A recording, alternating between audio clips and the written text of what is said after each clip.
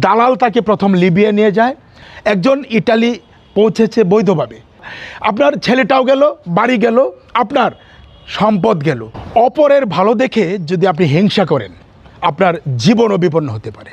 এটার প্রমাণ আপনার গ্রামে যখন একজন ইটালি প্রবাসী একটি সুন্দর বাড়ি করে, বা অন্য অন্য যে প্রবাসীরা আছেন সৌদি, কুয়েত, তারা যদি একটা বাড়ি করে, তাহলে অভিভাবক যারা আছে তাদের কিন্তু আসলে মাথা নষ্ট হয়ে যায়।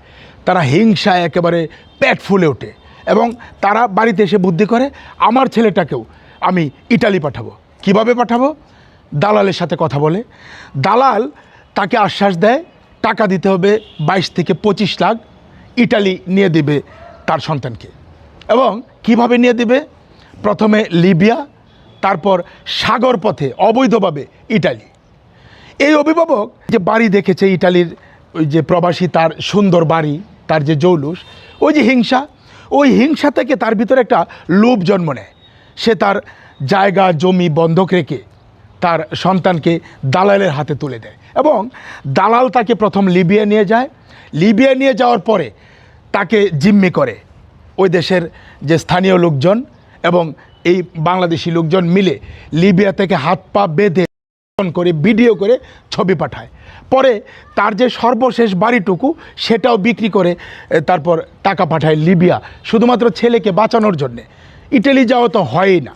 আর যদি কেউ তাদের চাহিদা পূরণ করতে পারে, তাহলে ইটালি যাওয়ার জন্যে সেই লিবিয়া থেকে ভূমধ্যসাগরে ছোটো ডিঙ্গি নৌকাতে করে পাড়ি দেয় এবং খুব কম মানুষ ইটালি গিয়ে পৌঁছে। বেশিরভাগ যে লোকজন তারা নৌকাডুবিতে প্রাণ হারায়। প্রথমত শুরু হয়েছিল সেই হিংসা থেকে, সেই প্রবাসীর বাড়ির সৌন্দর্য দেখে তার ভিতরে যে হিংসা, যে লোভ, ওই লোভ থেকে সর্বশেষ তার বাড়ি, ভিটা, জমি এবং তার সন্তানের জীবনটাও চলে গেল। তার সন্তানের সেই অথই সাগরে ভাসতে থাকলো। ওটাও কিন্তু সেই বাবার পায় না।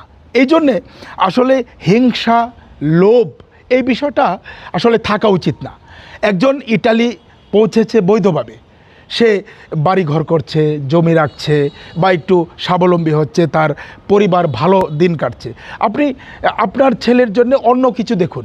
এই অবৈধ পন্থায় আপনি ইটালি পাঠাবেন, সেই ভূমধ্যসাগরের নৌকা দিয়ে, সেই লিবিয়া, সেই দালাল, সেই আপনার এই সাগরে ভাসা, এ না খেয়ে থাকা, না খেয়ে থাকতে থাকতে একসময় ওই সাগরে ভেসে থাকা।